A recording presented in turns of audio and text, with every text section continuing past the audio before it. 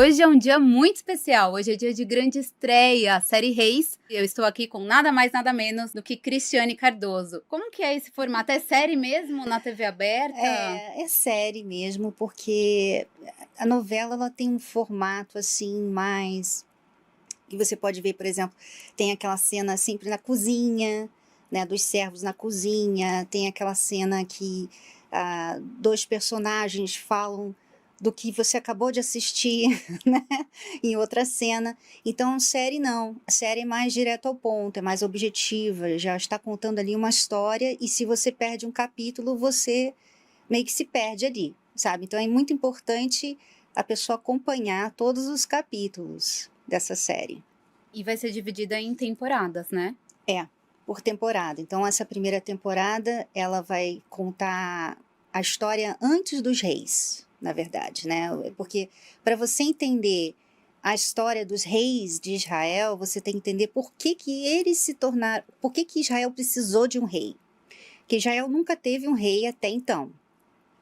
Em Israel, você viu aí na novela Bíblia, né? Israel conquistando a Terra Prometida, e depois ali eles ficaram muitos anos, né? Depois que eles conquistaram a Terra Prometida, eles ficaram muitos anos ali, e Deus usava pessoas, juízes. Samuel clamou ao Senhor por Israel.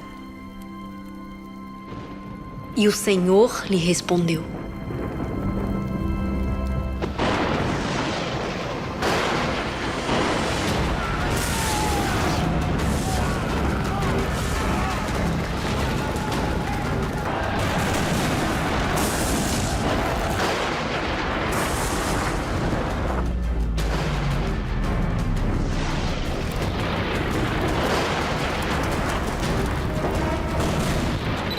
E não tinha assim um governo como as outras nações. Todas as nações tinham reis, né? Mas Israel não. Quem era o rei? Deus. Então o povo, a nação de Israel, ela se juntava no tabernáculo. Então, uma vez no ano, todo mundo vinha e dava suas ofertas e seguiam os mandamentos, né, os 10 mandamentos, as leis de Moisés, eles seguiam, e aquilo ali era o suficiente. Só que teve um momento na história dessa nação em que a pessoa que estava ali julgando Israel na época começou a se corromper, né, que é a primeira temporada, que fala sobre esse juiz.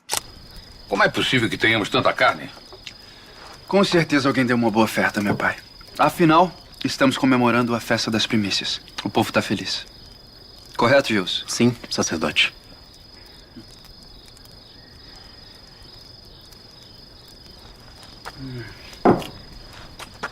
Não vai comer, ó, filha? Já comi. Vamos.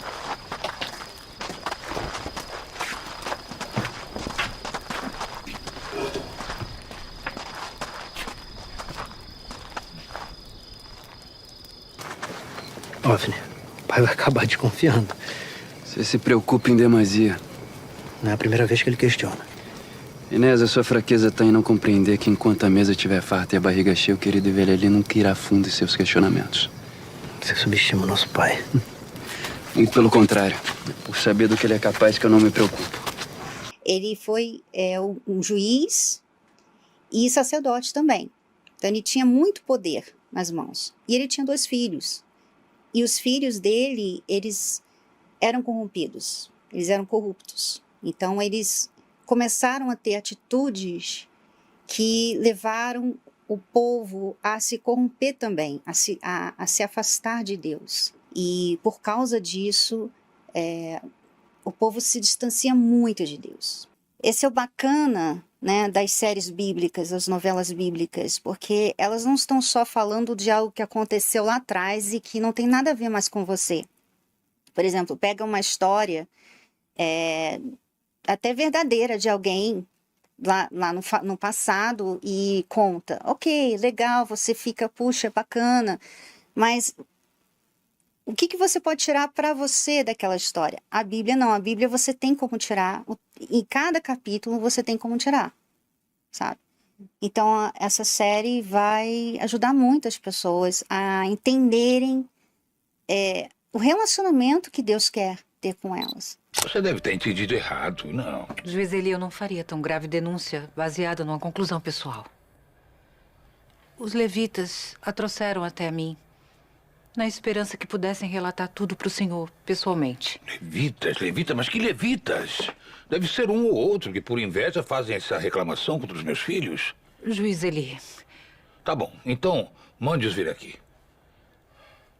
eu receio que não seja possível. Ué, eles não fizeram essa reclamação contra os meus filhos, então é que eles falem pessoalmente para mim? A questão é... não caberiam todos aqui.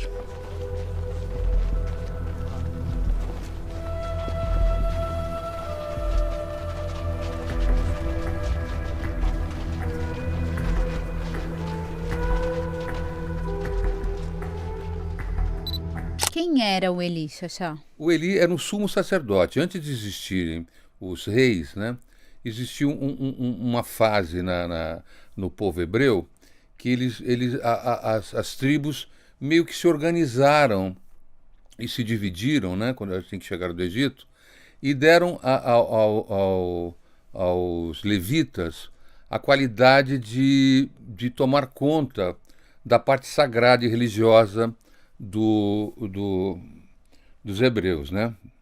E os levitas, então, eles tinham o poder de guardar a Arca da Aliança, e o Eli era o juiz supremo de Israel.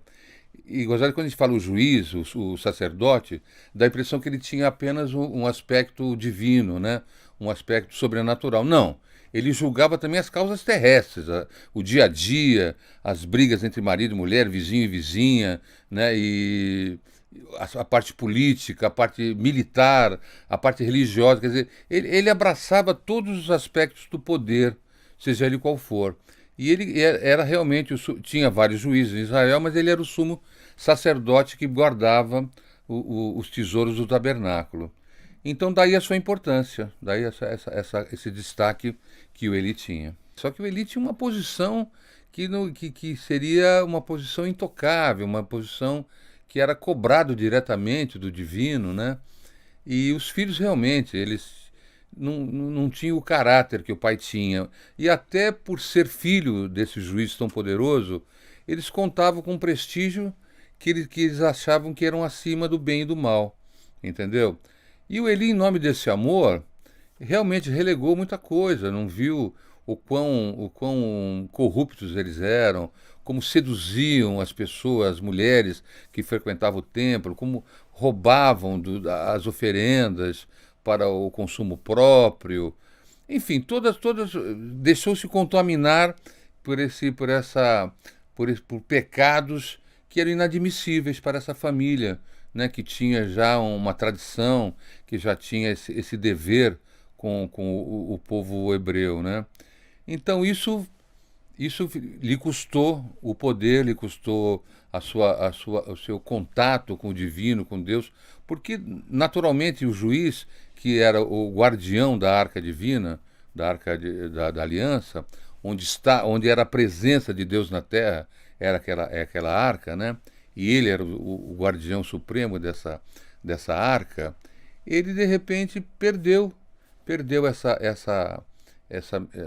esse caráter missionário de ser o guardião divino, né? E realmente ele acaba de uma forma muito triste. O que aconteceu? O exército, os soldados? Além disso, seus 2 filhos, o Ofni e o Finéas. Eles morreram. Não. A Arca da Aliança foi tomada pelos filisteus. A arca. Juiz Eli! Juiz Eli! Juiz Eli! Senhor Eli! Está morto. Cada rei de Israel, ele representa uma pessoa, um tipo de problema, uma personalidade, sabe? Você tem, por exemplo, Saul, que foi o primeiro rei, ele entra na 2ª temporada. de reis. E ele foi o primeiro rei de Israel, mas foi assim péssimo. Ele foi muito legal no início e depois ele ficou assim muito mal, assim, praticamente um louco, né? Primeiro rei.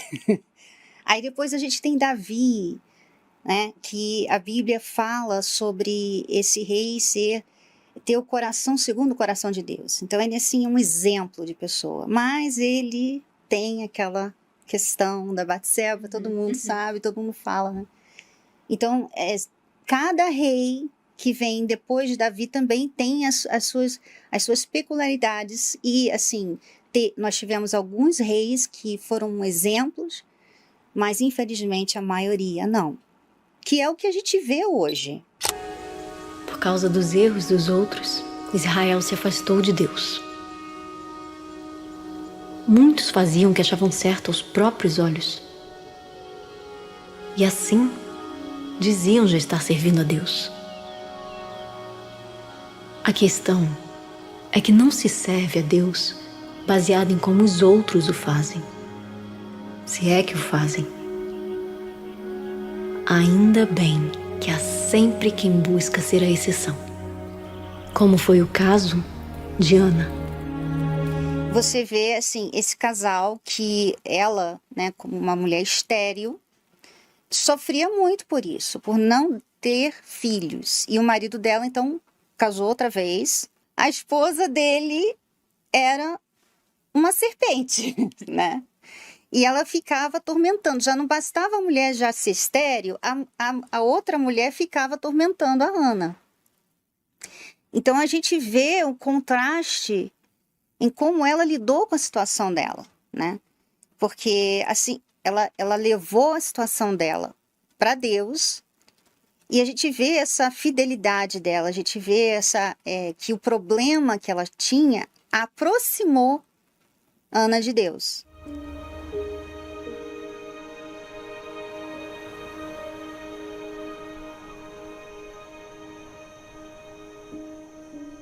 O meu coração se regozija no Senhor. A minha força está exaltada no Senhor. A minha boca se ri dos meus inimigos, porquanto me alegro na tua salvação.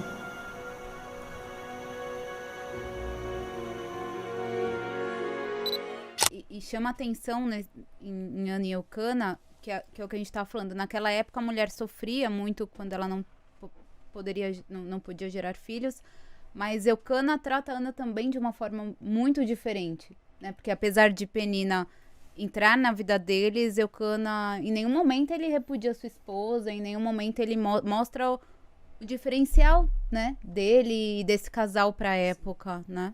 Eu acho que esse era um diferencial. A gente teve outro exemplo, por exemplo, acho que foi Jodás, não é? Jodás também, que repudia a mulher que não pode dar filhos a ele, né? Então eu acredito que isso devia ser relativamente comum, né? Assim, ela, como Penina falava, é uma mulher seca, uma mulher infrutífera, que não pode dar filhos, que não pode gerar vida. É porque é uma relação de amor, né? Porque senão realmente a mulher ela fica ali como um portal para os filhos, né? Mas aqui no caso... É a Penina, né? Quase uma barriga de aluguel, né? Foi o que eu falei. Eu acho que a Penina ela é quase que uma barriga de aluguel. Ela é quase, não, ela é. Ela entra na vida do casal pra gerar filhos pro Eucana. E assim, eu vou até aproveitar pra falar, eu vendo vocês, eu acho que de fato vocês estão com uma coisa assim muito perfeita de Ana e Eucana, sabe? Assim, transparece pra gente que tá assistindo muito essa cumplicidade da Ana e Eucana. E eu acho que ficou bem óbvio que a Penina tá muito fora. Eu gostei muito disso, assim, porque você, tipo, Branca e Pavão, vocês realmente criaram uma energia, tem uma química ali, né, de Ana e Eucana, muito interessante. Por isso que eu acho que a Penina, eu defendo a minha personagem, por isso que eu acho que a Penina, ela enche o saco da Ana, mas eu acho que é num lugar de, tipo, poxa... eu queria... Enche o saco é ótimo, né? Ela inferniza. Meu filho assistiu, ele ficou revoltado. Ele falava assim, como é que você não reage, mãe? Como é que você não reage? Eu falei, porque não é a mamãe, né? É a Ana. E assim, é um lugar muito perverso que acontece ali, assim, né? Eu entendo, que bom que você defende a sua personagem, brava, isso é, né, como a gente vê que é uma grande atriz.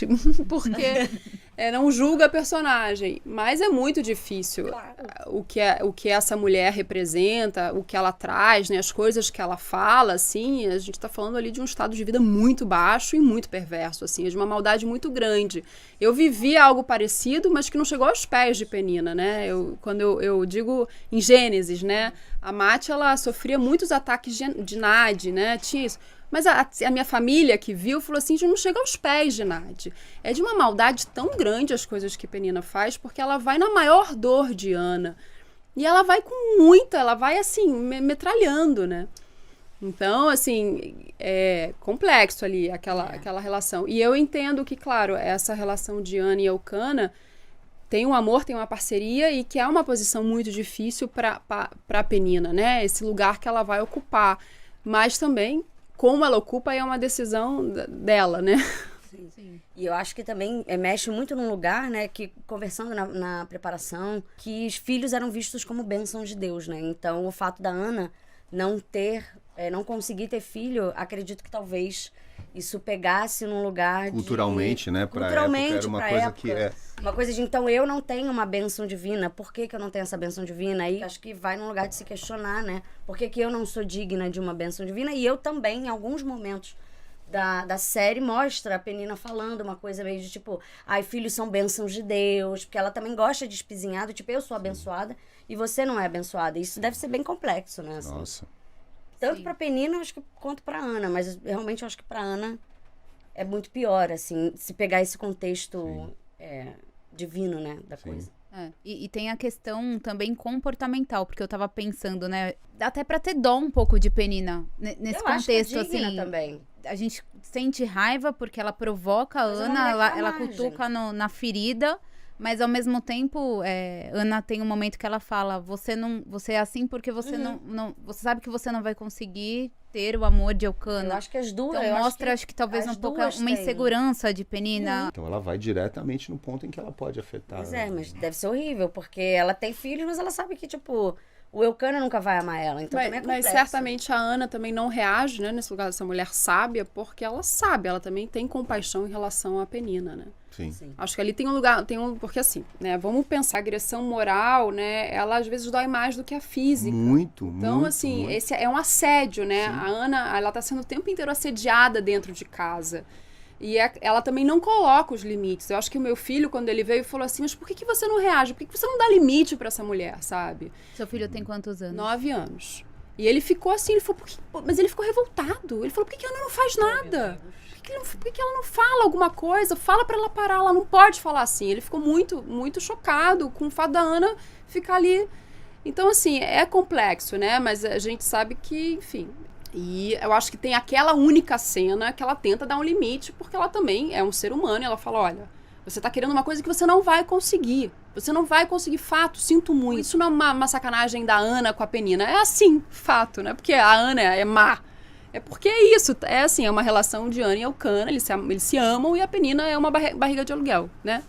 É a história de cada um. O nome deles até rima e o meu não rima. Então, Elcana e Penina não rimam. Tu nem acha que nessa cena a Ana foi má com a Penina, ela só tá falando assim, para, né? Ela tá assim, tentando se impor, né? Tipo, para, entendeu? Chega, para de querer mentir. Você não vai alcançar esse objetivo você não vai alcançar. Acho que ali ela tá em carne viva e ela não tem mais pra onde ir mesmo. Acho que é aquele momento que você chega no fundo do poço, que você usa o fundo pra dar aquele impulso, sabe? Acho que ela tá no fundo do poço mesmo ali. E talvez se ela não tivesse chegado nesse fundo do poço, talvez ela não teria tido essa atitude. Sim, acho que os desafios, eles vêm pra gente aprender alguma coisa, certamente, né? Ali é transformar o desafio em oportunidade. Eu queria que você falasse, Júlia, o que a Penina te ensinou? O que você leva... O que você não leva no caso. Ou o que você não leva no caso da Penina. Espero eu, tá, Júlia? É complexo, não tinha parado pra pensar nisso, mas eu acho que a Penina, ela me ensinou... Não sei se me ensinou, mas eu acho que eu me coloquei muito no... Tentei me colocar várias vezes nesse lugar da segunda esposa, que eu não me vejo, na verdade, passando nem perto de uma situação dessas. De, enfim, entrar na vida de um casal pra ser alguém que, pra mim, isso é extremamente fora da minha realidade. Então, eu acho que o que a Penina me trouxe foi justamente ficar observando essa situação da disputa feminina. Foi uma coisa que a Branca também falou. Dessa disputa feminina, eu acho que muitas vezes eu olhei por esse lado do quanto que a disputa feminina como é que na verdade ela acontece, né? Essa coisa da inveja, da implicância, de você estar sobrando, de como isso dói. Eu acho que de tudo, isso talvez tenha sido o que eu mais olhei, assim, um pouco. Porque foi em cima disso que eu tentei trabalhar para justificar todas as agressões que ela fazia com a Ana. Mas, enfim, trabalhei com a inveja, com um monte de coisa, que são sentimentos que... É isso, são sentimentos que eu acho que são muito humanos e que eu reconheço que eu, Júlia, posso vir a ter. Já tive na minha vida. Então, também de olhar, sem esse lado maniqueísta, já ela é uma invejosa. Não, ela é uma invejosa, e por que ela é uma invejosa? Será que eu poderia passar por isso? Ter essa inveja? Eu acho que sim. Então, eu acho que talvez um lugar de me observar também, num lugar mais obscuro um pouco. Porque eu acho que eu, Júlia, sou completamente capaz de ter sentimentos que não são tão, entre aspas, bons, né? Sim. Acho que é mais isso, uma auto-observação, não sei. Mas, e Diane e Ocana, porque vocês interagiram muito, né? Sim.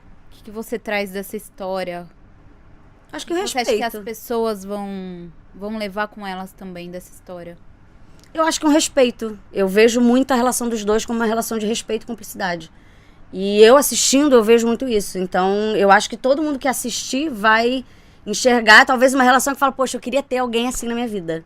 Alguém que me apoie, alguém que tá comigo, e um amor que eu acho que é um amor mesmo, né? Que eles estão juntos na desgraça e na parte boa, que é quando ela tem filho, e estão sempre juntos, e o Eucana apoiar. Quem tá lá? Papai!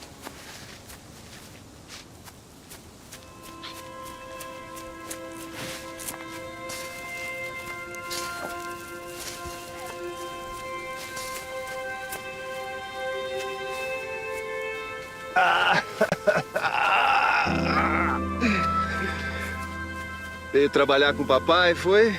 Hã? E, Branca, o que você leva agora de Ana com você? Diane e Ocana, Diana, da fé de Ana, que acredito que foi um grande exemplo de fé aí dessa primeira etapa, né, que a gente assistiu. Sim.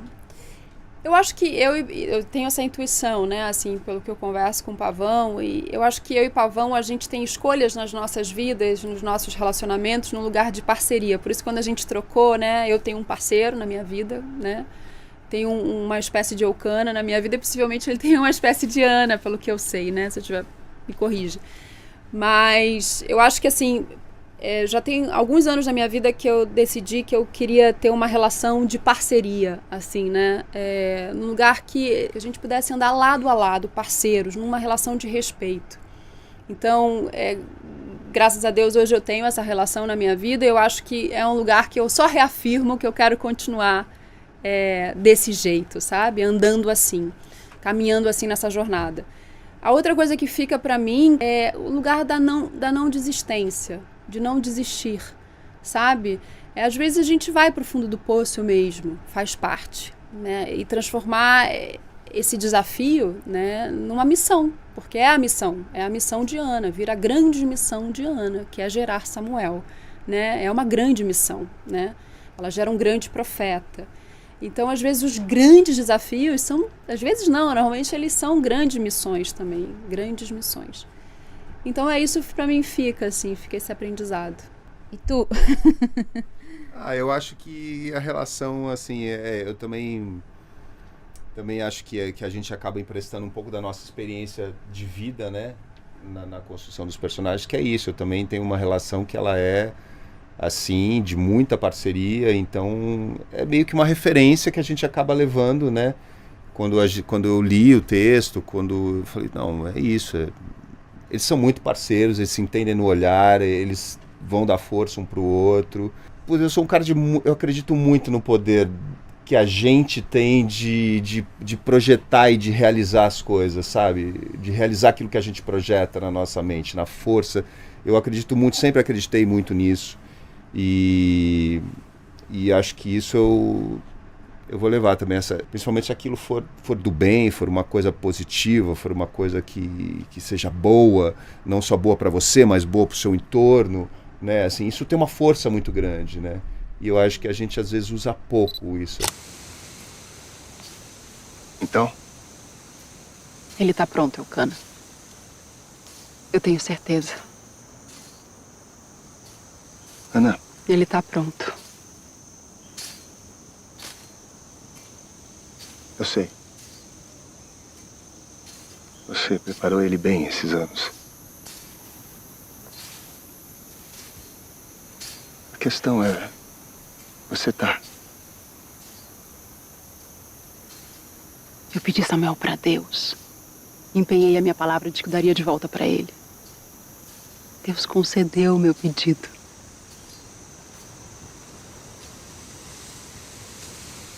Agora é hora de eu cumprir a minha promessa. Até o momento que Josué chega na Terra Prometida, o tabernáculo ele anda com o povo no deserto, né? E quando ele chega, eles conquistam, o tabernáculo se torna fixo. E aí, cada elemento, né, tem um significado especial. E aí, aos poucos, com o passar dos anos, foi se perdendo esse temor, né? Esse respeito em relação às questões do tabernáculo. Porque depende muito da liderança, né? No caso ali, tinha, por exemplo, no caso de Samuel, né? Samuel... ele cresceu ali naquele ambiente corrupto que os filhos de Eli mantinham ali, né? Então eles andavam com as mulheres, sabe? Eles roubavam as ofertas do povo. Eles eram corrompidos. E Samuel cresceu ali, junto com eles, né? Mas você não vê a Bíblia citar ninguém mais ali que não se corrompeu. Você vê que a Bíblia cita que o povo se afastou de Deus depois disso, né? Então você vê que é muito mais fácil as pessoas se deixarem influenciar pelo mal do que pelo bem. Sim. Né? Por incrível que pareça, todo mundo sabe que o bem é melhor, né? que o certo é o melhor e tal. Mas as pessoas normalmente se deixam influenciar pelo mal. E ao mesmo tempo, por outro lado, Samuel deixa um exemplo para todo mundo, para gente, para quem está aqui com a gente no bate-papo, porque ele foi correto mesmo ninguém sendo correto ao redor dele, né? Às vezes as pessoas falam, político é tudo corrupto. Só tem político... Não, eu nem me envolvo com política. Eu já ouvi em várias áreas e tudo mais. Mas se a gente pensa assim, a gente tá agindo influenciado por isso. Né? Se eu acho que todo mundo no meio é ruim, ou eu não me envolvo, ou eu vou ser tão ruim quanto... Não, as pessoas podem fazer a diferença mesmo no meio onde elas estão, não ser um meio bom. Né? Tem muita gente hoje em dia que fala assim, eu não acredito mais num ser humano, né? Uhum. Eu não sei, mas ela também é ser humano. Então, ela não acredita nela também, né? Sim. Todo mundo erra, e a gente não pode se tornar uma pessoa assim, amarga, que todo mundo tá querendo fazer mal. Todo mundo quer tirar proveito de você. Não todo mundo. Nem todo mundo quer tirar proveito de você. Tem gente que erra, sim, mas que quer fazer o certo. Samuel, ele não era um homem perfeito, mas ele queria ajudar, sabe? E as pessoas da época que aproveitaram esse exemplo, elas tiraram proveito disso. Para que vocês se lembrem que foi aqui que Deus se manifestou a nós, que Ele provou mais uma vez que é com seu povo. Bom, quem está acompanhando a série está vendo um pouquinho da história de Samuel. Samuel, que se torna o último juiz, o grande profeta de Israel. Samuel, ele se destaca por conta de sua fidelidade e obediência a Deus em uma época de muita corrupção.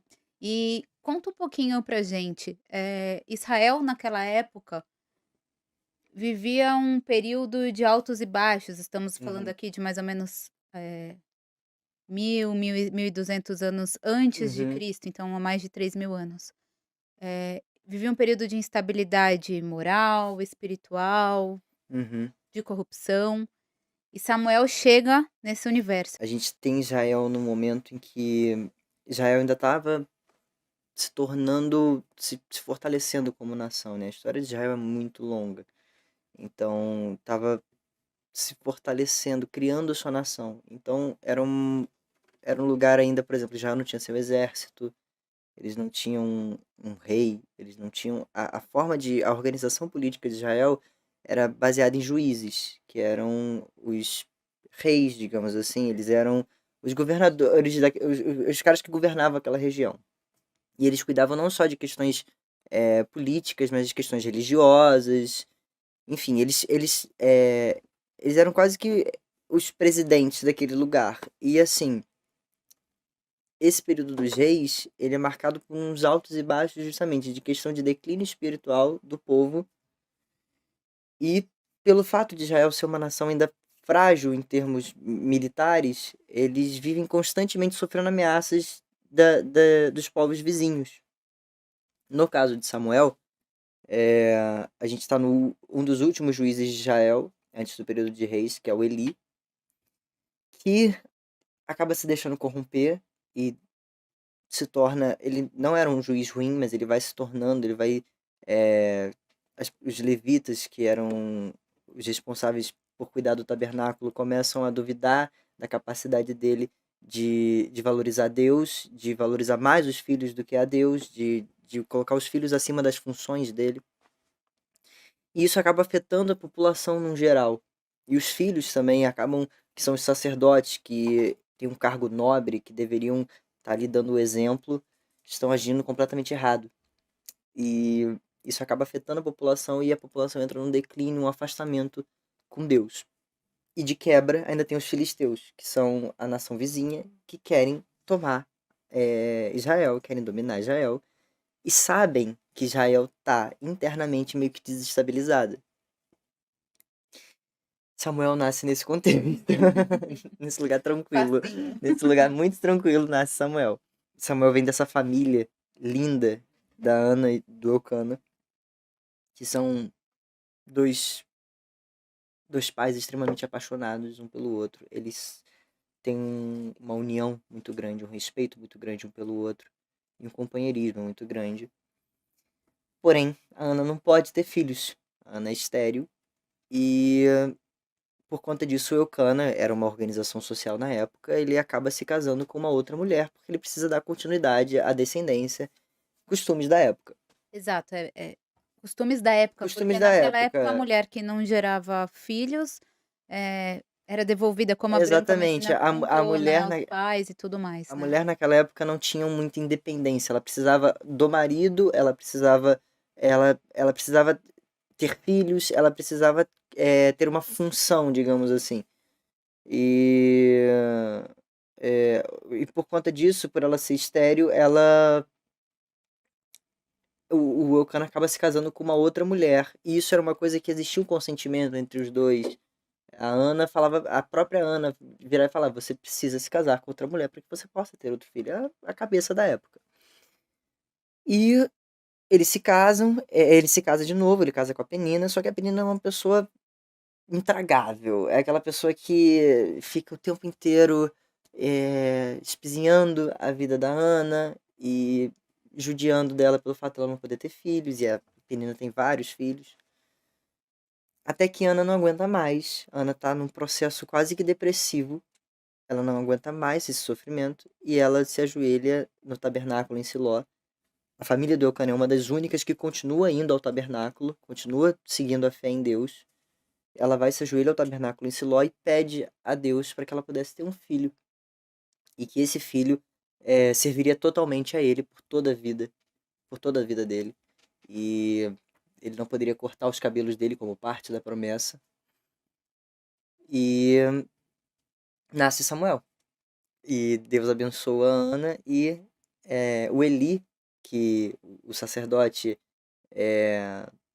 também abençoa a Ana, fala que é justa a causa dela, que é algo bonito e enfim, ela consegue ter o filho, consegue ter o Samuel.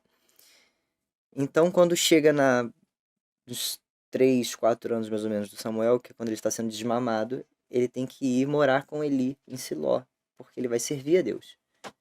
Faz parte da promessa. Então, ele é deixado em Siló e lá ele cresce como um ajudante ali, um assistente dos levitas, dos sacerdotes, mas principalmente do sumo sacerdote, que era o Eli.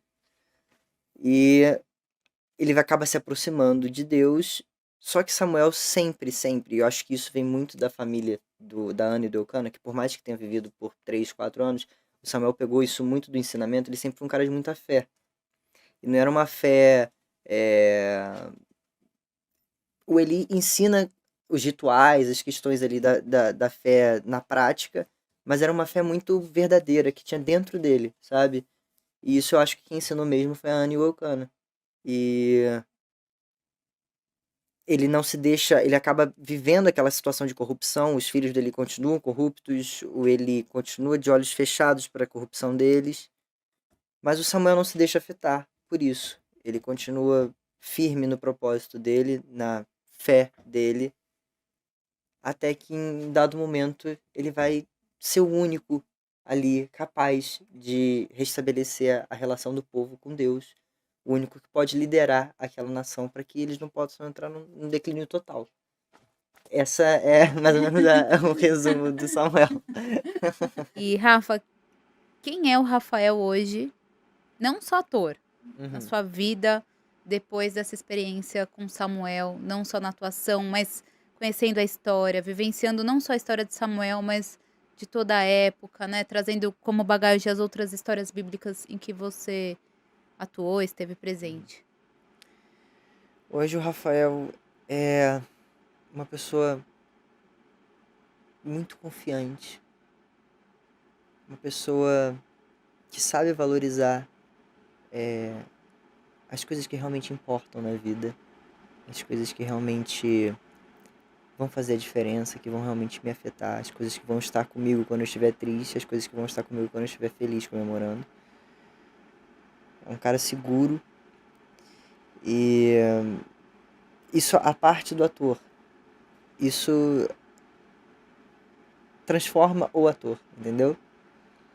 É um cara que valoriza muito mais a família, eu acredito. Que vai estar sempre tentando buscar o melhor dentro de si, seja trabalhando, seja na relação com outras pessoas, seja na relação consigo próprio, sempre se respeitando. E que vai levar essa experiência para o resto da vida, esse aprendizado de maturidade, de crescimento, de aprofundamento da minha fé, da minha verdade, das minhas questões. Isso vai ficar pro resto da minha vida, essa experiência vai ficar pro resto da minha vida. Foi emocionante fazer parte disso, foi emocionante poder ter vivido tantas coisas boas, sabe? Ter tido tantas pessoas boas ao meu lado, ter falado tantas coisas boas, ter buscado tantas coisas boas dentro de mim para poder falar isso. É emocionante. Hoje coloco diante de vocês a vida e o bem, a morte e o mal.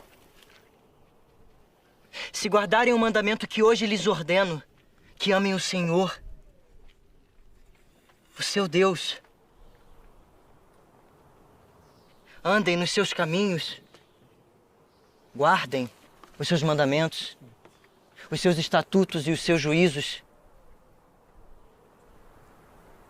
então vocês viverão e se multiplicarão. E o Senhor, o seu Deus, os abençoará na terra em que estão entrando para dela tomar posse. Mas se o coração de vocês se desviar e não quiserem ouvir, mas forem seduzidos, se inclinarem diante de outros deuses e os servirem, então hoje lhes declaro que certamente perecerão. Não permanecerão muito tempo na terra. Vamos falar então do Finéias. Vamos embora. Finéias é o filho do juiz Eli, um dos filhos, né? Não tem como falar de Finéias sem falar de Ofne. Ofne é o primogênito.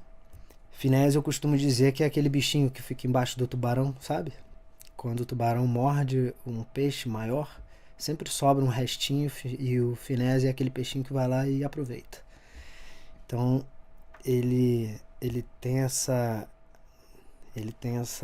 condição pelo fato da primogenitura do irmão, que quando o nosso pai morresse, o Ofne ia ocupar esse lugar de destaque. Então, eu costumo dizer que Finéias queria ser o Ofne, e Finéias tem o mesmo pensamento do irmão em relação ao poder, né? Ele se debruça no poder para fazer todas as atrocidades que ele faz com o povo.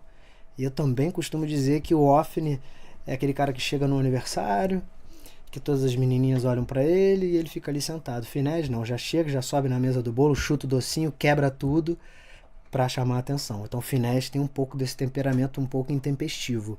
Finéias não tem nenhuma inteligência emocional, não é racional, é um furacão ambulante. É um personagem polêmico. Polêmico e muito complexo. Ofne e Finéias são filhos do juiz Eli, né, que tinha um cargo muito importante, né, o maior cargo de Israel na época que ele era juiz e sumo sacerdote, né, então, além de julgar as causas do povo, ele era o líder espiritual da nação. Então, Ofne e Finéias tinham deveres também para com o povo em relação a essa parte espiritual, mas eles começam a falhar aí, né? Sim, eles falham muito, porque o nosso pai, que é interpretado pelo José Rubens Chachá, queria mandar um beijo aqui para ele, uma pessoa fantástica, a gente aprendeu muito. Então o personagem do Eli, ele tinha essa comunicação do divino com o terrestre. Então, e esses irmãos, eles tinham que continuar esse legado, né? E eles não fizeram. Então, Reis, a decepção, está um pouco em cima disso, a decepção de um povo que era responsável por essa comunicação divina para com o povo todo de Israel. Então, esses dois irmãos, eles não continuaram o legado. Então, eles comandavam todas as falcatruas que aconteciam no tabernáculo. O tabernáculo, para quem não conhece, era um local específico onde era guardada a Arca da Aliança, que era a presença de Deus na terra. Então, esses dois irmãos, eles eram os comandantes daquele espaço. Então, as pessoas vinham de muito longe para ofertar o que tinham de melhor. Só para vocês entenderem, para quem não conhece a questão das ofertas, né? As pessoas aravam a terra, esperavam chover, saía da terra o seu bem precioso, de mais qualidade possível. Vou te dar um exemplo, né? Nasceram 10 morangos. O morango mais bonito, mais cheiroso, mais precioso, essas pessoas muito, muito precárias, com condições muito precárias mesmo, eles pegavam esse morango, o mais lindo, e levavam para esse local, para o tabernáculo, para ofertar a Deus. Só que chegava lá, Ofne e Finéias pegava esse morango, olhava com desdém para a cara das pessoas e subtraíam. Não ofertavam para Deus e não cumpriam o poder, esse cargo que eles tinham que exercer. Então, eles foram muito castigados por Deus por conta disso. Eu dei o exemplo do morango, mas eu quero dar um exemplo real. Estabeleceu-se naquela época que não poderia comer a parte de trás de nenhum animal, porque era uma parte sagrada. E as pessoas levavam essa parte sagrada, uma parte da gordura, as pessoas adentravam ao tabernáculo e essa parte específica era colocada numa caldeira para ser queimada, e essa fumaça que era a comunicação divina. Uhum. Então esses irmãos chegava essa peça de carne, eles subtraíam para consumo próprio. E eles levavam para casa também. E o Eli também comia dessa parte sagrada. Então, nosso pai ele fazia muita vista grossa em relação a isso. O pai sabia. Nossa, se você tem 300 gramas de carne, você está comendo todo dia, aí vem 1 quilo, Tem alguma coisa errada. Alguma coisa tá errada.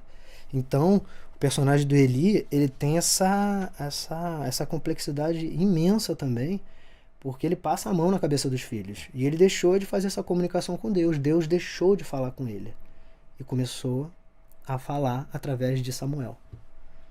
Que interessante. E chama atenção na história, né, que você acabou de contar, o quanto Ofni e Finéias desrespeitavam tudo aquilo, né? Tudo aquilo que era sagrado, desrespeitavam a Deus, desrespeitavam o próprio pai. Eles não tinham esse temor, né? Eles não tinham. Eles achavam que estavam acima do bem e do mal. E por conta da posição que eles tinham no tabernáculo, eles faziam tudo que eles queriam. Eles se deitavam com as mulheres que ficavam ao redor do tabernáculo. Eles comiam de uma forma assim abundante. Eles desperdiçavam comida. Eles tratavam mal os seus funcionários, né, os levitas.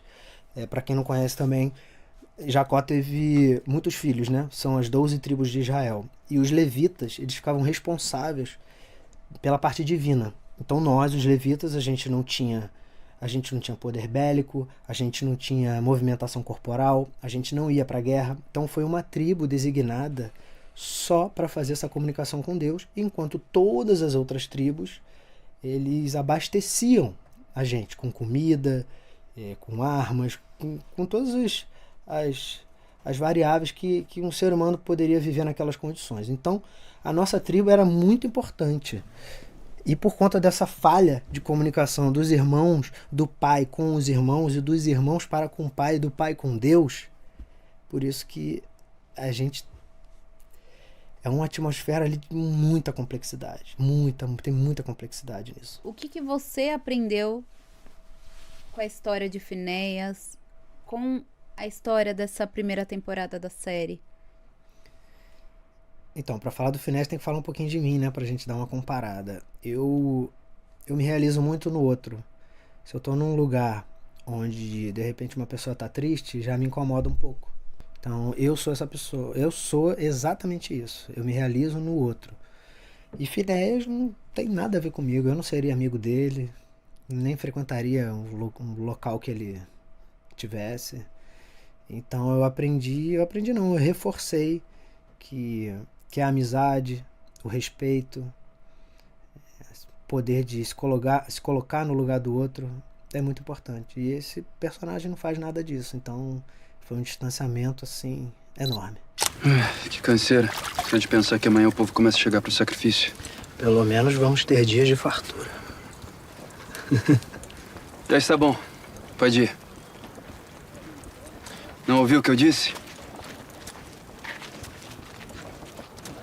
Vocês também, podem ir. Como sempre, você fala demais. Viu como eles nos olham? Só falta irem lá falar com o pai outra vez. Então por que abriu a boca?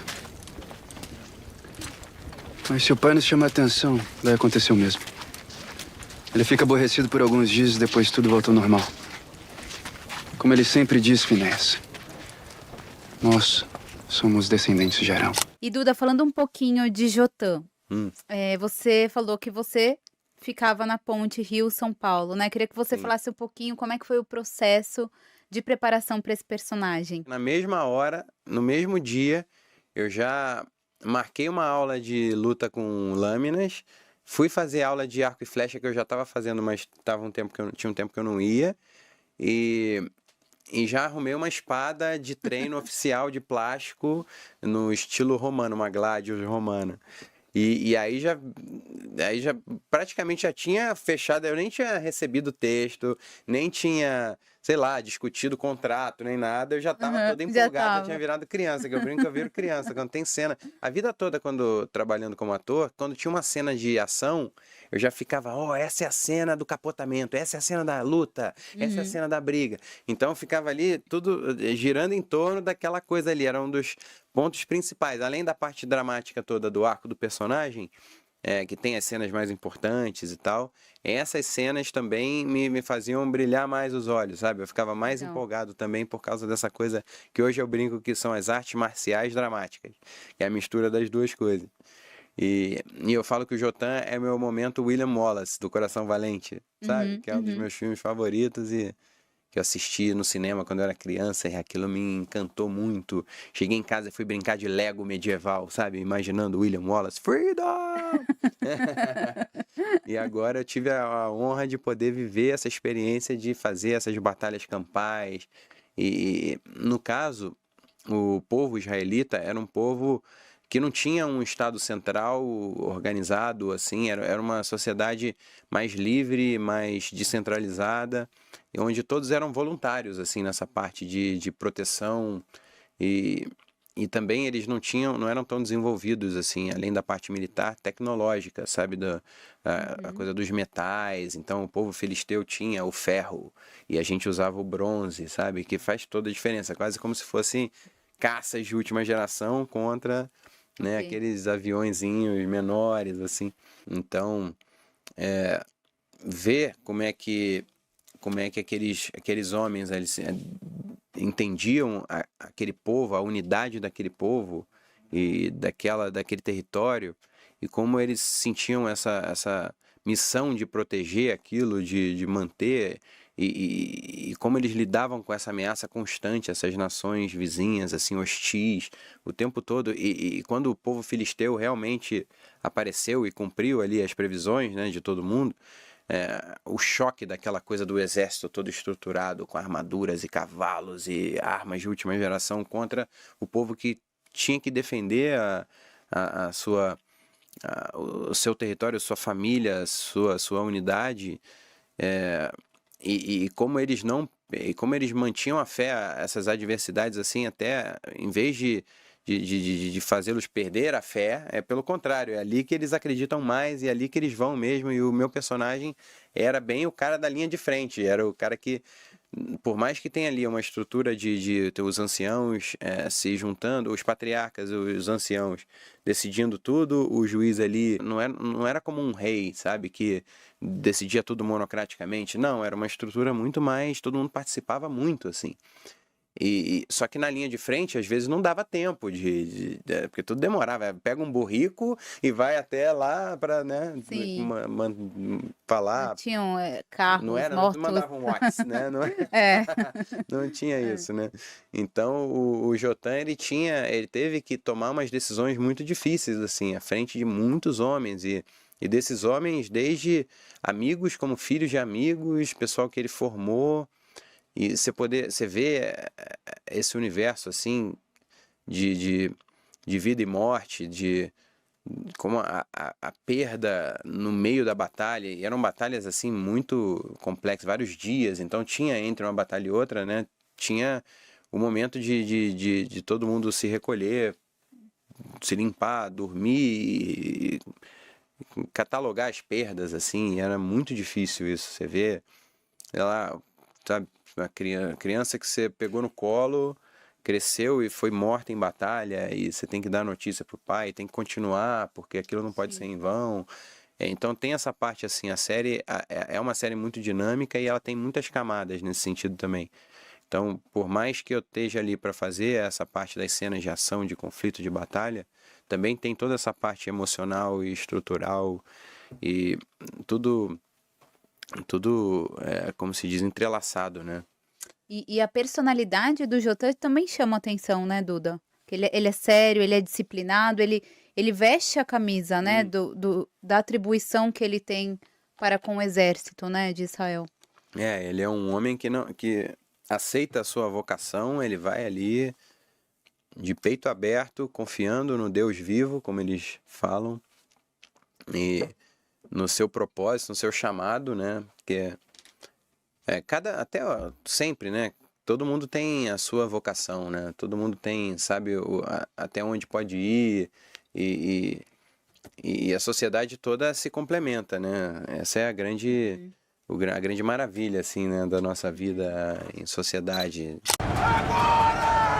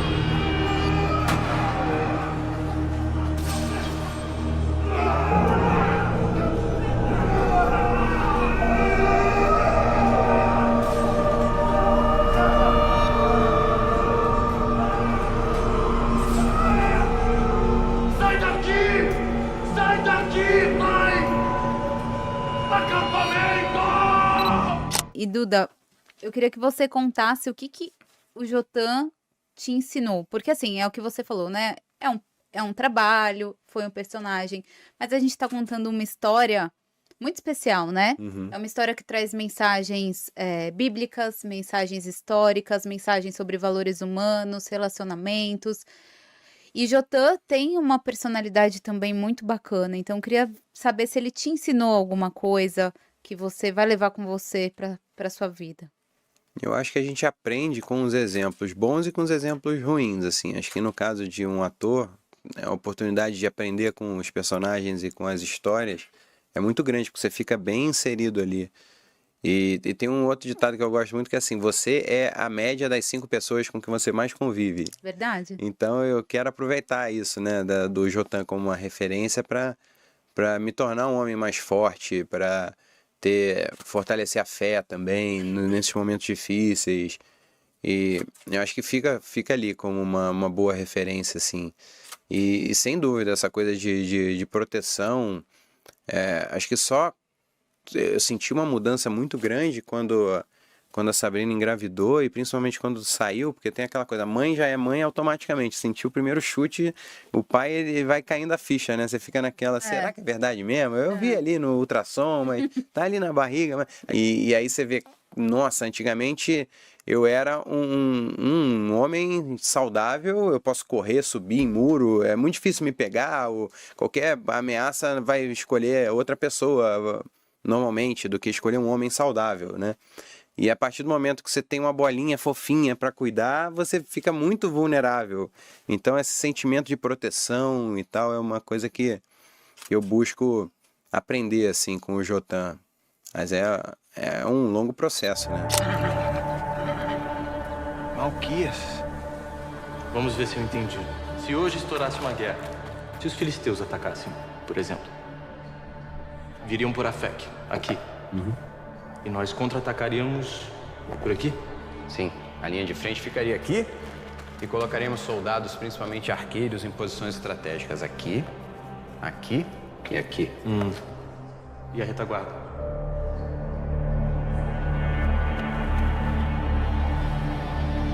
Aquele é o Malquias. Abiel, ele sabe de tudo. Ele sabe de todas as nossas estratégias.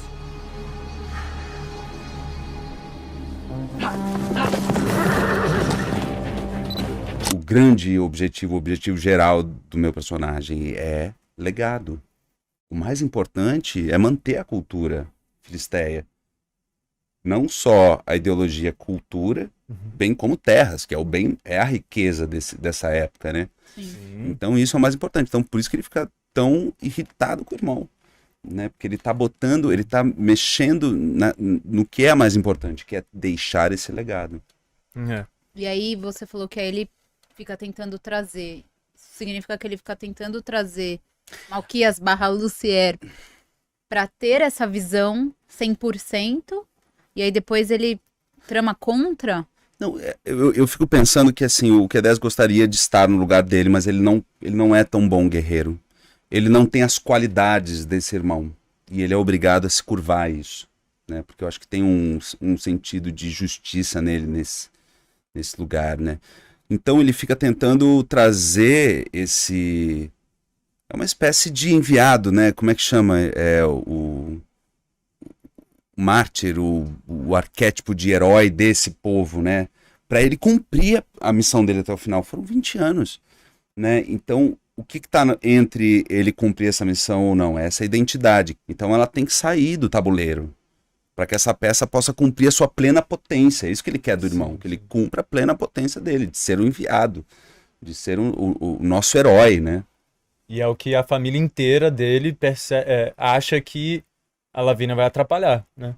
Quando ele chega ferido e tudo mais, e ninguém se dá conta.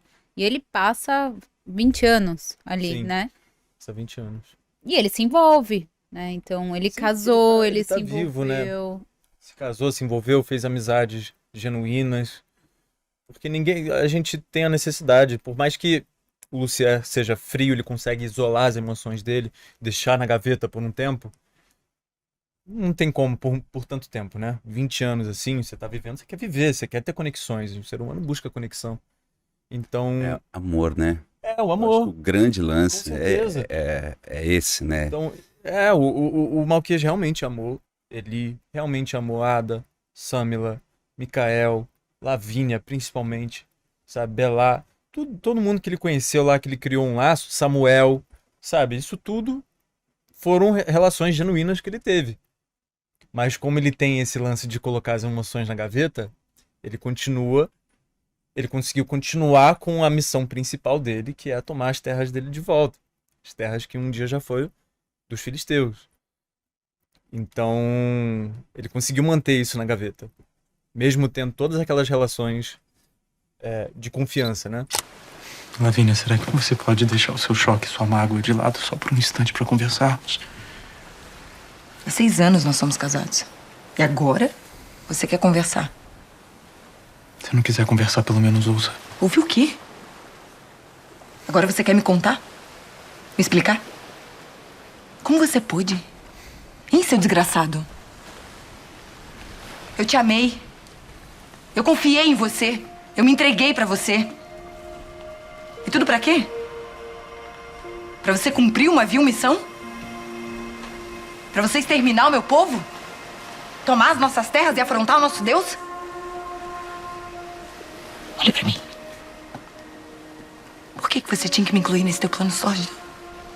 Isso não fazia parte dos meus planos. E eu sou suposta a acreditar nisso? Por qual outro motivo você estaria aqui? Porque eu pouparia sua vida se te matar o que é esperado de mim? Você só vai mentir, como sempre fez. Nem tudo foi mentira.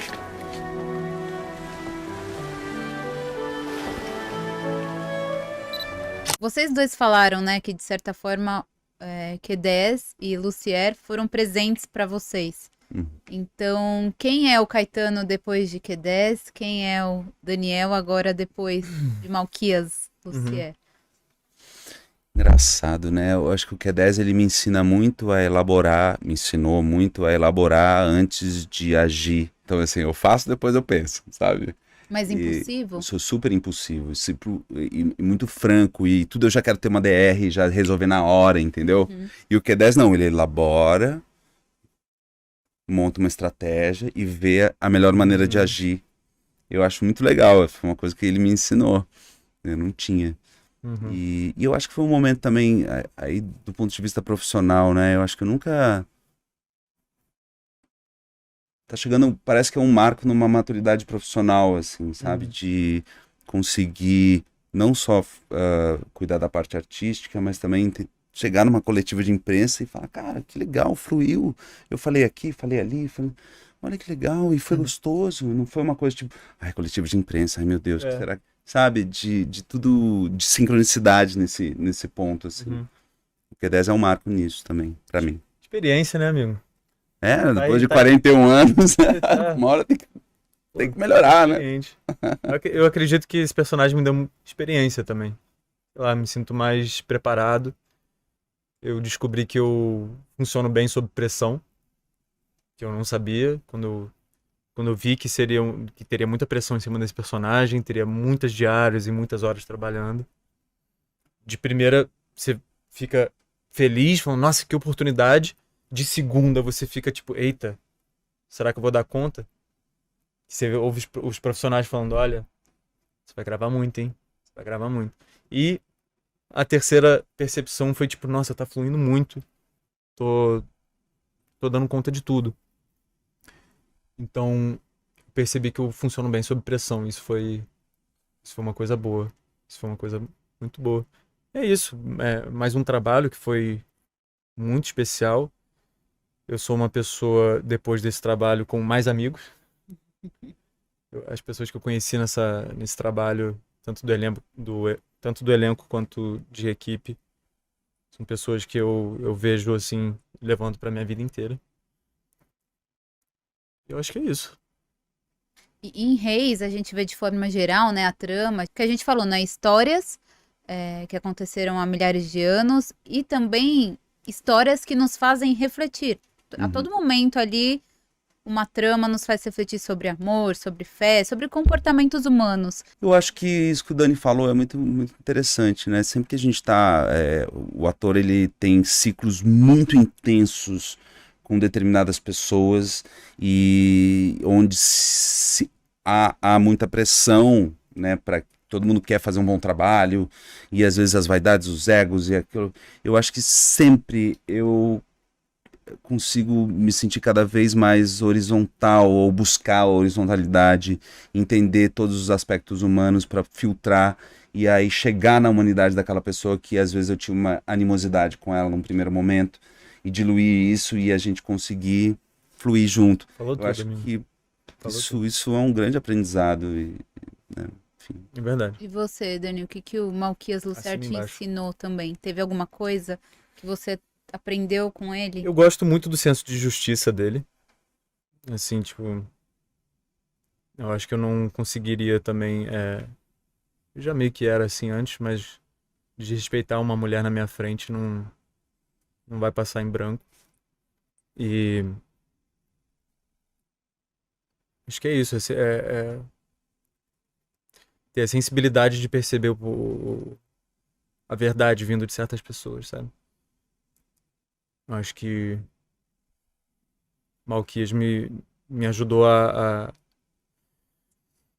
perceber mais os outros, sabe? Por mais que ele, por exemplo, ele estava dentro de Israel, um povo que ele queria exterminar, mas ele conseguiu captar a humanidade das pessoas que o rodeavam e criou relações dentro disso, a ponto de matar um soldado próprio para salvar o amigo dele, que ele sabia que era um bom homem, que sabia que era um bom pai. E casa muito com o que o Caetano falou, de enxergar a humanidade de cada um, por mais que a gente tenha as nossas infinitas diferenças. Né? Quero falar com você sobre aquela questão. Aquela de você ter matado um dos nossos homens no campo de batalha. Quem te disse isso?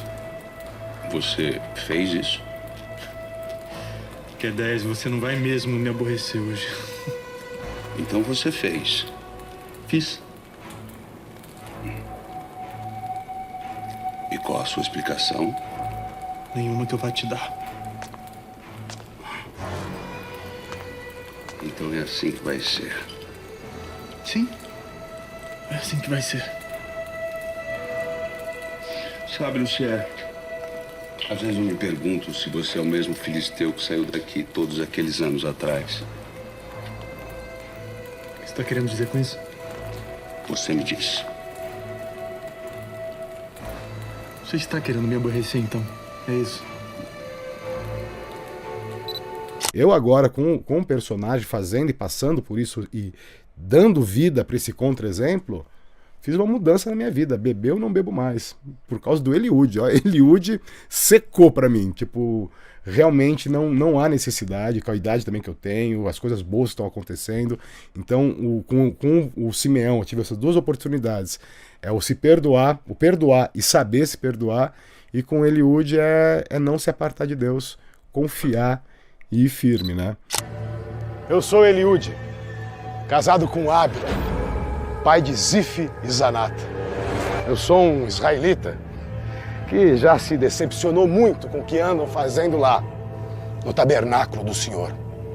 E é por isso que eu optei em servir aos deuses das demais nações. Afinal, elas parecem estar bem melhores que Israel. As alegrias que eu tô passando agora e saber que eu pude me doar para fazer esse personagem ao invés de eu me misturar de já que tô fazendo isso mesmo, o cara tem que fazer, ele tá bebendo, ele tá, vou fazer isso.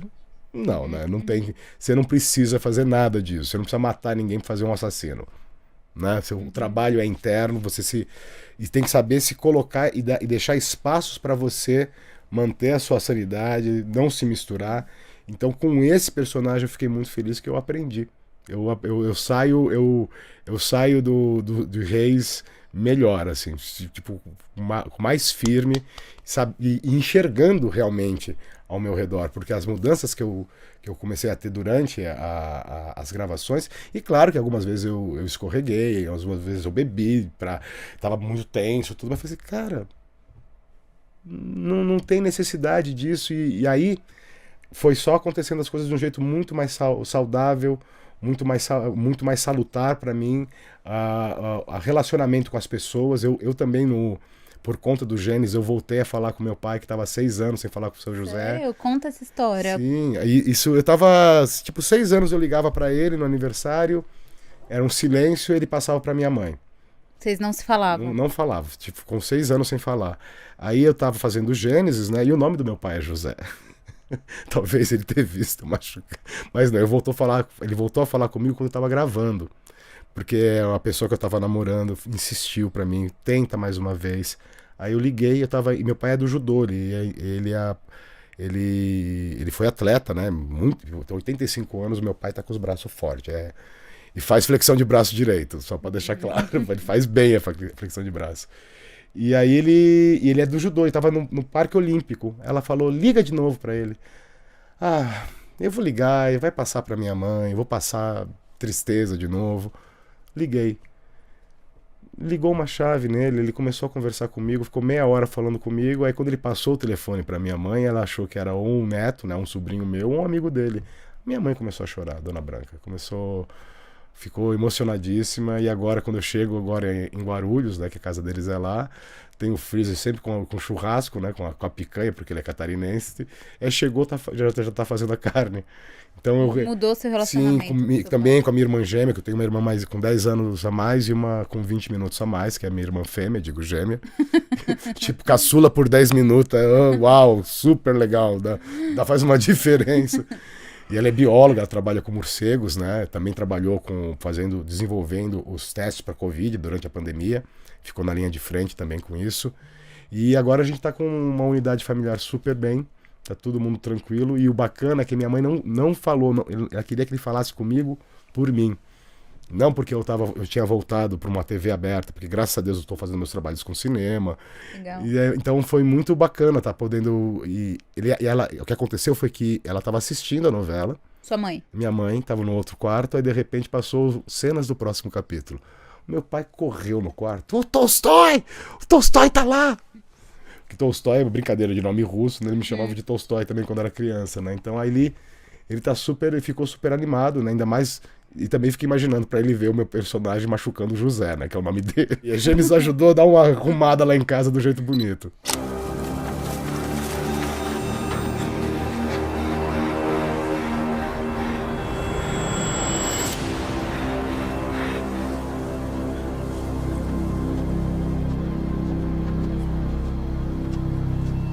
Pai.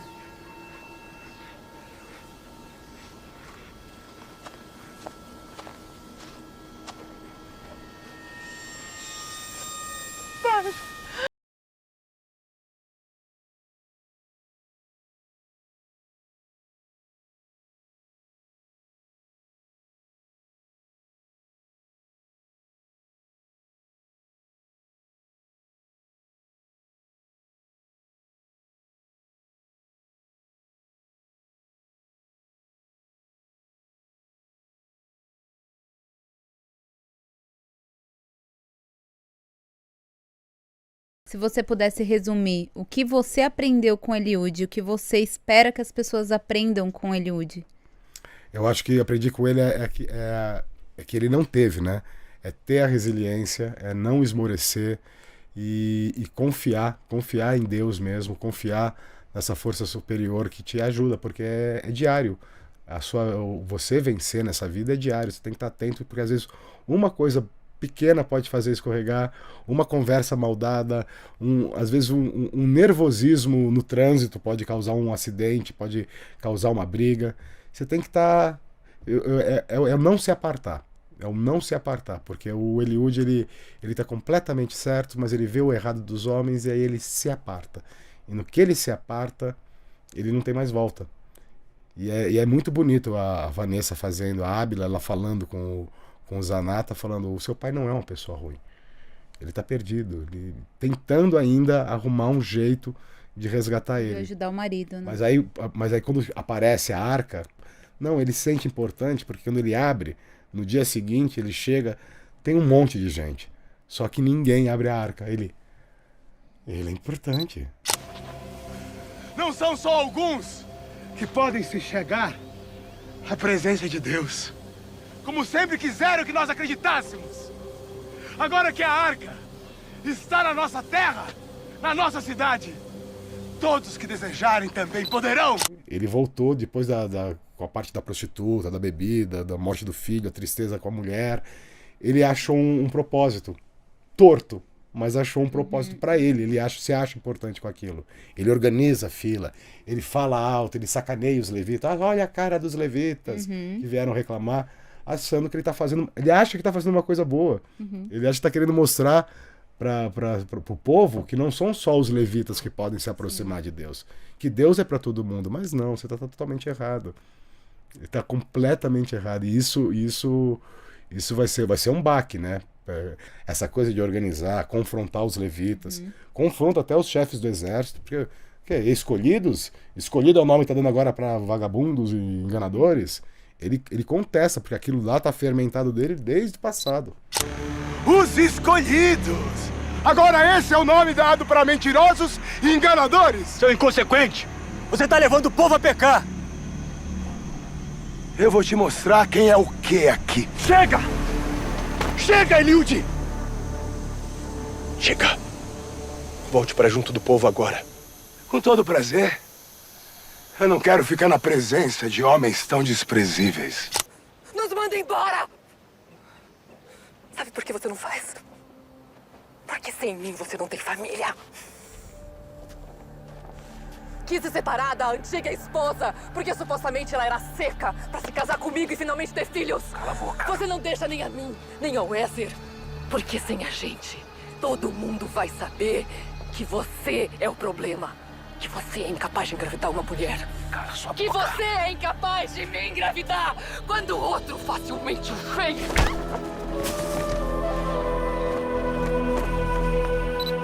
Assim, o que eu vi, né, da Marilis e do Judás. A Marilis, ela começa, né, ela começa na série, a gente vê ela cantando ali na frente do tabernáculo, e mostra o caso que ela tem com o filho de Eli, né, com Ofni, e aí depois já mostra, né, ela se casa com o Judás, e aí tem a relação com o filho, né. A Marilis, ela... Não sei se Augusto concorda, mas a Marilis, ela é extremamente apaixonada por Ofni, engravida de Ofni, e se vê numa situação do cara que ela é apaixonada não aceitar o filho que ela tem. E aí, o que fazer? Né? Dentro dos recursos da época, ela aceita o casamento com outro cara, né? Acreditando na criação de uma família, acreditando em formar uma família. Mas essa pessoa não sabe que o filho não é dele. Judás não sabe. Judás não sabe. Que o filho não é dele, né? Depois, com o tempo, vai descobrir. E aí o problema se instaura. Aí se instaura. Porque até então, Judás acredita que o filho é dele e ele tem uma postura dentro dessa família. Porque tem uma coisa fundamental nessa época, talvez a coisa mais fundamental para o homem dessa época, é ele ter filhos.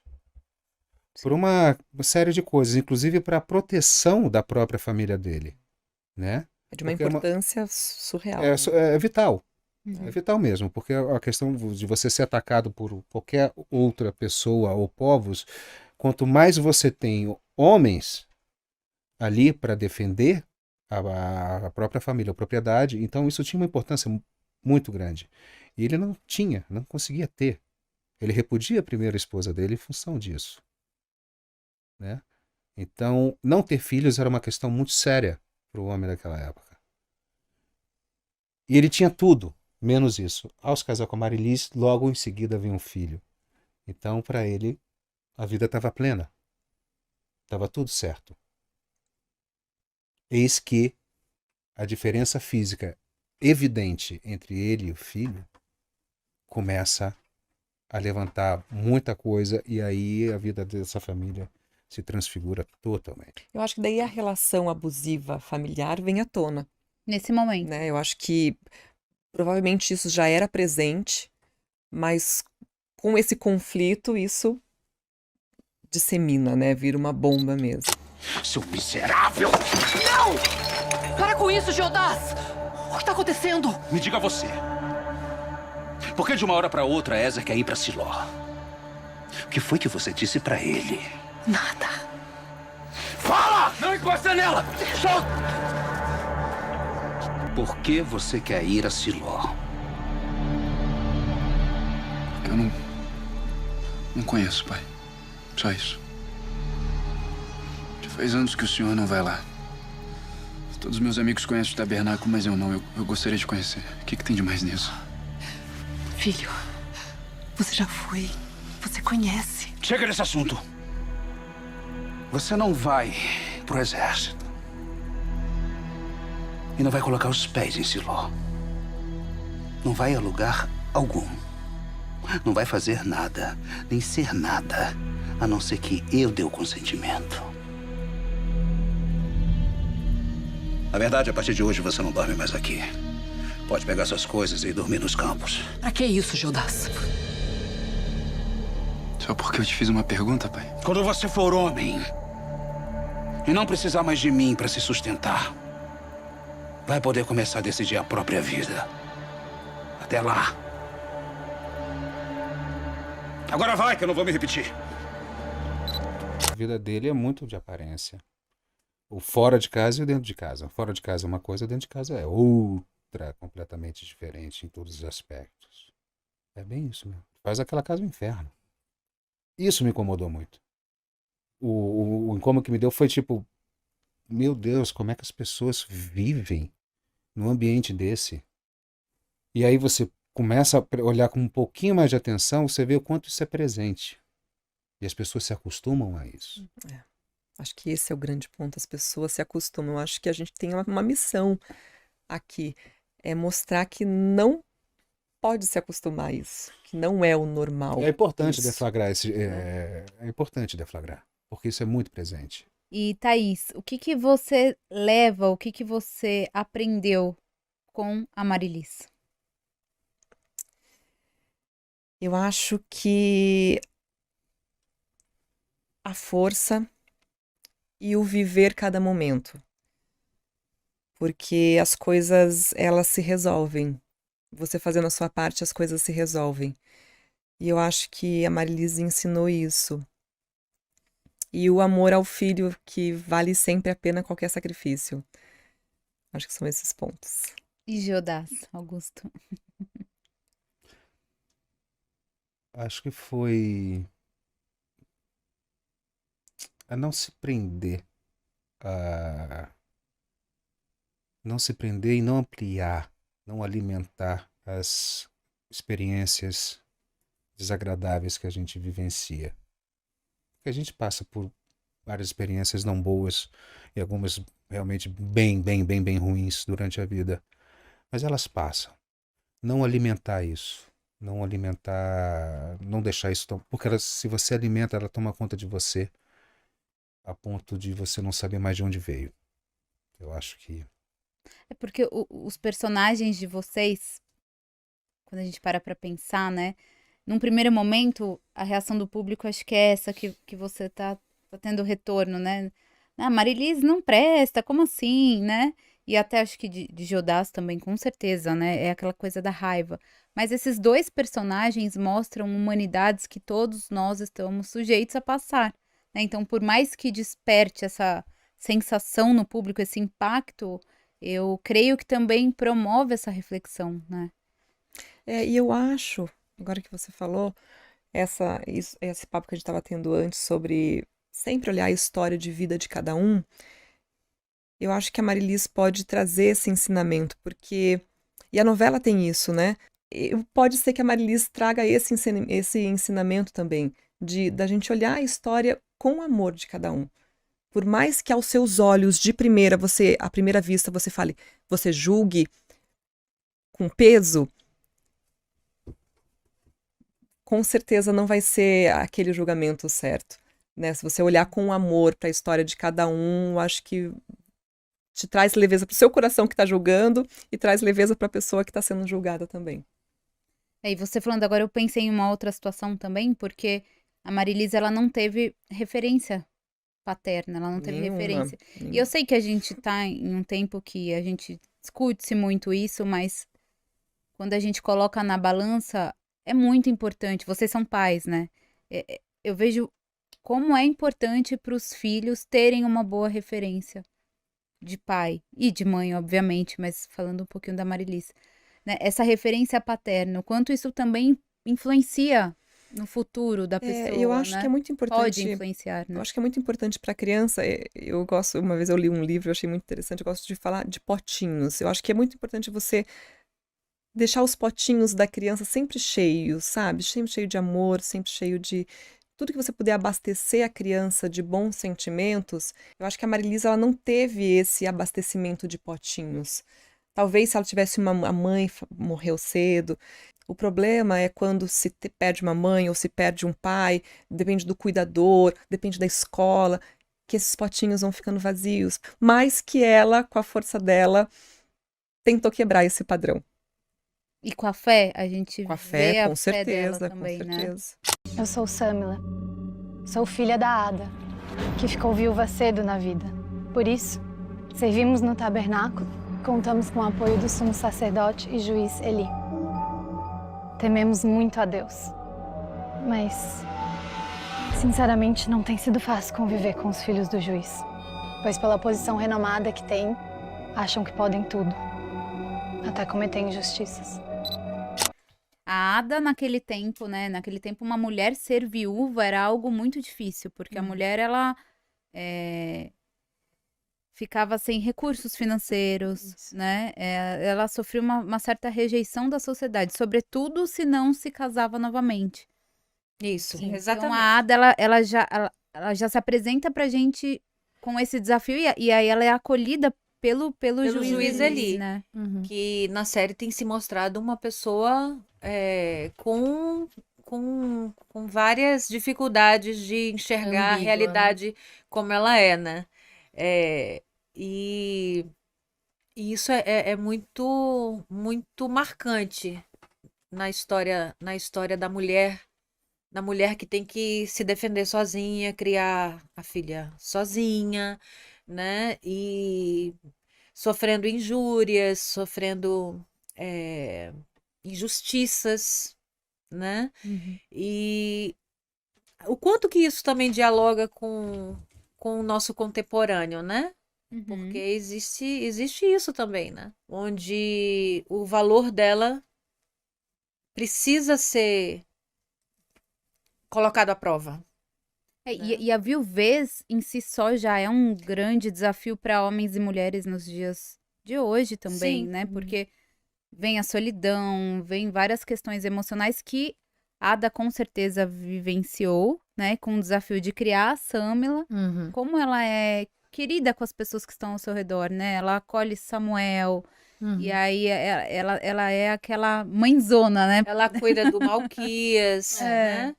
E ela tá ali sempre para servir, né? É importante a gente olhar para o contexto também. Era um período de escassez muito grande, de água principalmente. Eles estão ali, então assim, para você tomar banho, para você consumir água, você tem que ir pro poço, andar. Isso a gente falou muito durante a preparação de elenco, né? Das dificuldades que era viver numa época que a gente não tinha os recursos que a gente tem hoje, as facilidades que a gente tem hoje. Então, viver era muito árduo. Então, você tinha que andar quilômetros para pegar água. Eu tenho muita cena que eu tô com um cântaro, não... carregando um cântaro, né? E a gente está ali com os animais, nas tendas, né? Eles são pessoas humildes, né? Então, tudo era muito sacrificante. E o fato dela estar viúva não significa... Ela é uma mulher jovem, bonita, ela tem a vida pela frente, ela tem uma história ainda pela frente, ela não vai só ficar cuidando do povo. Exato. Né? Mas ela se preocupa também, né? Porque quando ela ela falou assim, por exemplo, pra Eli, né? Ela fala da reclamação dos levitas, né? Então ela se coloca até à prova, porque ele fala pra ela, olha, se essa reclamação não for verídica, não for comprovada, você vai sofrer. Sua posição. Ele ameaça ela, fala, Uhum. não, mas não são só não são só alguns, são todos. são Na muitos, verdade, né? ali ela se expôs muito, né? Ela sabia que estava se expondo muito. Ela sabia que a sociedade que ela estava vivendo e como ele reagiria, que ele faz vista grossa, né, para as coisas que os filhos, as coisas que estão erradas ali, né? Então ele não admite que os filhos possam estar errados, né, que haja nada errado ali. Então, quando a Ada toma essa atitude, Mas o que me admirou nessa atitude é que ela viu um erro, ou ela viu E as não se pessoas omitiu. e não se omitiu. Porque Sim. quantas vezes na vida a gente passa por situações que a gente tem que lidar com isso, né? Às vezes a gente vê uma coisa, coisa errada. e a gente se coloca numa situação que ou a Em gente cima se do muro. omite, É. eu vou fingir que eu não vi pra talvez não possa me prejudicar, ou Sim. você se coloca, você se posiciona e fala, não, isso aqui tá Tá errado. Mesmo que para quem eu vou reportar, ou enfim, a situação que vai acontecer, sei lá, eu sofro consequências, como no caso, né, de Ada, mas eu tô fazendo aqui o que é certo, porque aquilo ali tá errado. Eu né? acho que Reis fala muito isso, né? Causa e consequência, o tempo inteiro, né? Escolhas e consequências das nossas escolhas, né? Guerras, conflitos, né? Isso acaba sendo muito presente, um assunto muito discutido. E o quanto que é isso, fazer o bem passa por isso também, né? Não só o bem para você, mas se você vê uma situação de injustiça acontecendo, né? Você também agora faz parte daquilo, assim, você tem a opção de não fazer nada, de levantar a voz, né? Fazer alguma coisa. E é muito legal que Ada tenha tido a força, né, pra fazer isso e falar com alguém que era de uma forma, né, um superior, assim, tipo, alguém enfim, que a gente dependia dele, né, Exato. na casa dele, né, sim. E aí, nesse contexto, a Samila cresce, né? E a gente pode falar que Samila é uma jovem muito boa, porém muito ingênua também. Acho que você acha que ela é ingênua? Eu acho que no começo ela tem um pouquinho de ingenuidade de adolescente, assim, talvez, sabe? Aquela coisa. Eu acho ela sonhadora, talvez mais do que ingênua, assim. Ela é uma pessoa que sabe o que quer, que cresceu sabendo que queria uma família, né? E com um exemplo de mãe, de quem ela queria eventualmente se tornar.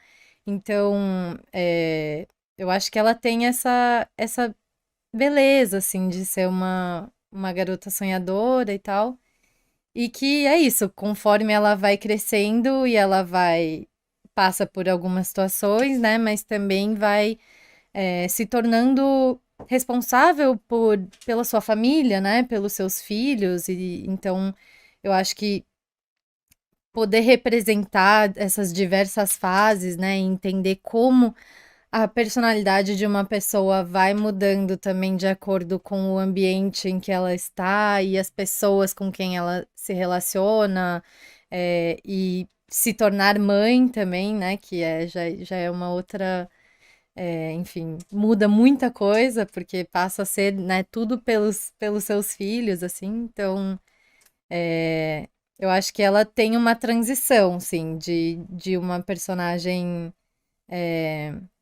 mais, né, mais sonhadora, um pouquinho Pra mais mais pé no chão, mais na frente, para uma né? personagem mais protetora, né, mais... Ela é muito firme com a Ada, assim, isso é um ponto de virada da personagem muito Sim. grande, porque assim, a Ada é a mãe, mas vai ter um momento que a Sam ela vai também repreender a mãe por coisas que a mãe vai fazer que ela não concorda, Ok. né? E isso vai ser um ponto-chave entre a nossa relação, Sim. porque isso acontece nas famílias, né? Então, muitas vezes a gente acaba assumindo outros papéis dentro da relação, né? Isso é bonito de ver. Acho E a Samila também, nessa hora, tem aquilo que a gente estava falando, né? De ver uma coisa que não é certa acontecendo E vai se posicionar. E vai se posicionar, e mesmo quando é a sua mãe, assim, eu acho que ela é dura, mas de um jeito justo, né? Assim, no sentido de querer o bem da mãe. Então, não querer que a mãe faça alguma coisa que não vir é a- certo. que pode vir a prejudicá-la, né? ela mesma perante a sociedade, perante Deus, né? É muito forte, assim, de que o que você tá fazendo vai reverberar as consequências, né? Com a sociedade, com Deus. O que vai ser de mim agora? A única solução é você se casar com Finéias. Não, mãe. Não, tudo menos isso. O único jeito. Vai ser praticamente impossível arrumar um marido pra você agora. Eu tô comprometida com o Mikael. Meu amor. Você acha que ele ainda vai querer você como esposa agora que... Mas eu não quis, mãe. Sei. Mas isso não muda o quê? O que a Ada te surpreendeu, te ensinou? Porque você falou que você não é mais a mesma agora, depois da Ada. O que você aprendeu com ela? Conter as emoções, né? Eu tive que experienciar isso, assim, como atriz de tá ali sofrendo e tudo, e ser mais contida.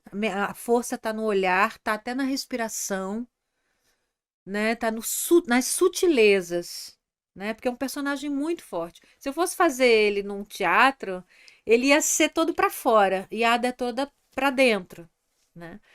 E ela me surpreendeu. Ela fez escolhas que pra mim foram surpreendentes, assim. Eu como atriz, uau, ela fez isso mesmo, nossa, ela fez. E aí eu tive que fazer, né? Encontrar ali as motivações, porque ela tem não chega a ser uma dupla personalidade, mas ela surpreende. Ela é um personagem que ele não é linear, né? Fazer personagens lineares pode ser desafiador, porque senão você pode ficar monocórdico, né, nas suas falas e tal. Mas fazer personagens que mostram um outro lado ao mesmo tempo, né? Eu acho isso muito, muito interessante. Eu sempre quis fazer isso. Um personagem que surpreendesse. E eu acho que é esse o meu ganho, né? De encontrar várias facetas dentro de um mesmo personagem. E Nath, e a Samila? Nesse contexto todo, né? Seu primeiro trabalho na TV, uma personagem tão forte também. Você teve alguma experiência pessoal? O que você aprendeu com ela? E o que a gente, na sua visão, né, está aprendendo com ela? Eu acho... Tem essa questão de... Por ela ter passado, né, por essa situação de abuso, isso só reforça o quanto que, enfim, ser humano no geral, mas nós mulheres, a gente precisa praticar essa empatia ativa uma com as outras, assim, o quanto que a gente tem que se apoiar e assim, ter muito carinho, muito respeito umas pelas outras, e isso é uma coisa que eu carrego muito depois de ter passado por isso, e espero que todo mundo tenha essa mesma sensação. E ela é minha primeira personagem mãe que eu interpreto, e me marcou muito, assim, porque eu sentia um carinho absurdo por aqueles dois atores que faziam as minhas crianças. O quanto que isso é forte, né? O quanto que é bonito isso. Eu acho também ela é uma personagem muito altruísta. Tem essa parte da guerra em que ela diz que ela se coloca numa posição de muita exposição, de muito perigo para ajudar os feridos, Claro, principalmente por Mikael, porque ele vai e ela quer de alguma forma estar perto, de alguma forma garantir que ele vai voltar seguro para casa. Mas ela se sente muito parte daquela sociedade, daquela família, né? Assim como atualmente nós somos. Então, o fazer pelo outro, sabe? É uma coisa muito bonita nela, assim, e que eu acho que ainda se relaciona muito com hoje, né? Sempre. Esses grandes ensinamentos, né? Esses grandes valores, eu acho que eles se mantêm, né? Firmes, não é por acaso, assim. Eu ainda não tô acreditando que o Malquias é um filisteu. Como ele conseguiu enganar todos nós esse tempo todo. O pior de tudo é a Lavínia. Imagina ter se casado com um homem daquele povo. Você acha mesmo que ele pode ter feito mal a ela? Próprio filho? Talvez não. Talvez ele amasse de verdade. Mãe, pensa no que tá dizendo. O Malquias é filisteu. Um príncipe filisteu. Que se fez passar por um de nós para descobrir as fraquezas de Israel.